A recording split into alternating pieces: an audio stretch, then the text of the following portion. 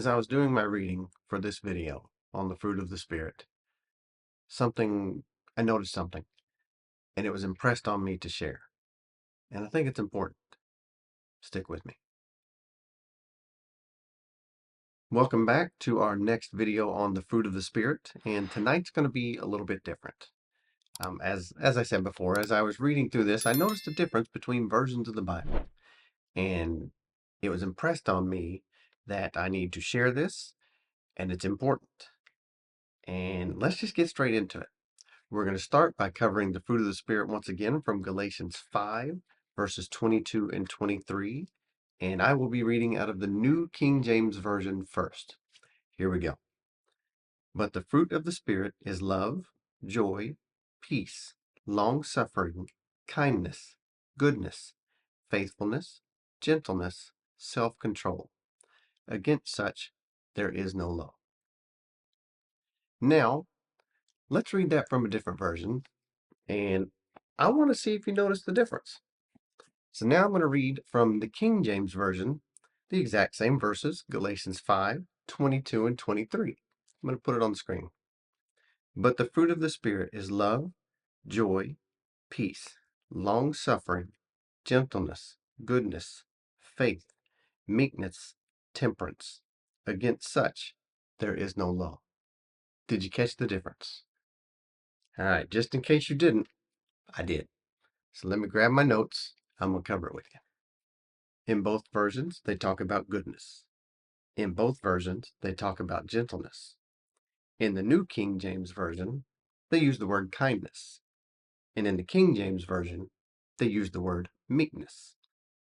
Now, in my study, you know if you watch any of my videos that when I find a problem, I will take it all the way back to the Greek or the Hebrew and see what the meanings of the words are and could it be interpreted differently.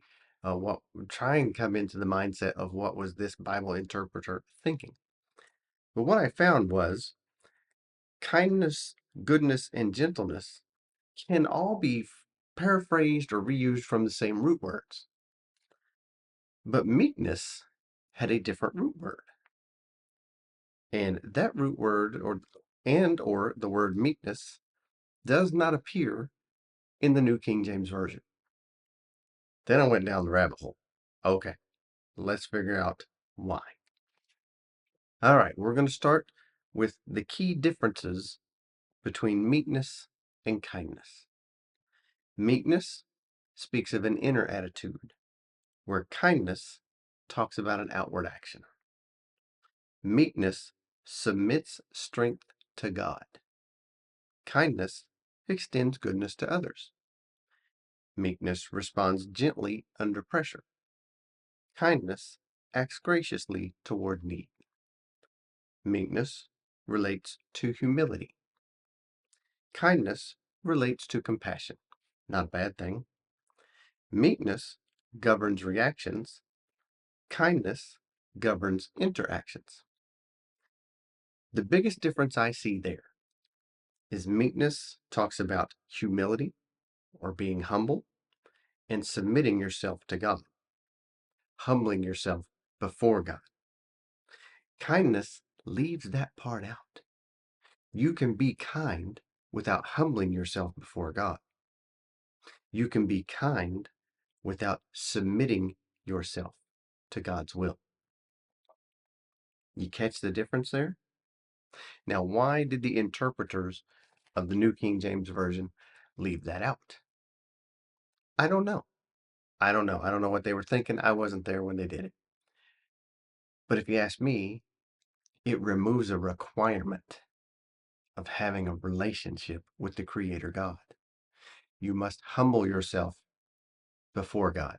You must submit yourself to His will. Your strength comes through Him because you have no strength of your own. There's a verse in the Bible that I've talked about before where it talks about the people who at the end time, during their judgment, are saying, Lord, Lord, have we not done all these things in your name? And He says, I know you not.